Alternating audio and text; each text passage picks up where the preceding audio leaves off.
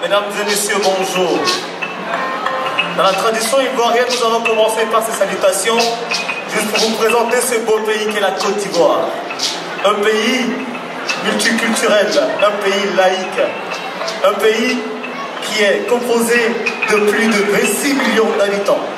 Mesdames et messieurs, bonjour à tous au nom du cacao. Le dernier rapport sur la situation du travail des enfants à travers le monde qui a été publié par l'OIT dit qu'il y a environ 152 millions d'enfants à travers le monde qui sont astreints au travail des enfants.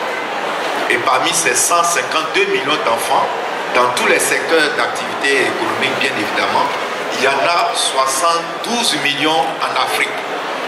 Pour dire tout simplement que la Côte d'Ivoire n'est pas le seul pays concerné par cette problématique, et encore moins le cacao. Le cacao n'est pas le seul secteur qui est concerné par cette question.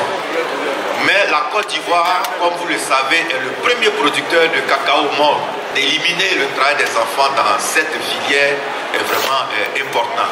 Alors, depuis plusieurs années, la Côte d'Ivoire est engagée dans la lutte contre le travail des enfants. Mais à partir de 2011, avec l'arrivée au pouvoir du président Alassane Ouattara, cette lutte-là a gagné en intensité. Aujourd'hui, en Côte d'Ivoire, nous avons mis en place un certain nombre d'aires protégées de forêts.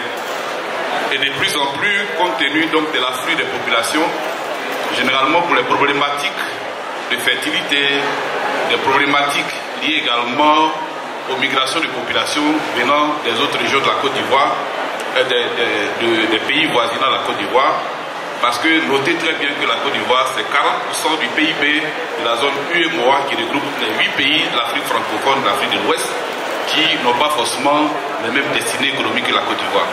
Ceci entraîne donc la ruée de certaines populations vers notre pays. Nous avons été émerveillés par les prestations artistiques que vous avez vues avec nous, et je suis convaincu que tout ce que vous voyez là, il y a une part de la Côte d'Ivoire qui est présente, et pour nous c'est un réel motif de satisfaction. Nous avons lancé des appels à partir de Paris. Lorsque nous voyons le prix du chocolat par rapport à la consommation faite, nous nous rendons compte que le chocolat est bien payé. Malheureusement, cela n'est pas le cas pour nos producteurs qui souffrent dans les plantations. C'est du chocolat, vous savez? Du chocolat chaud.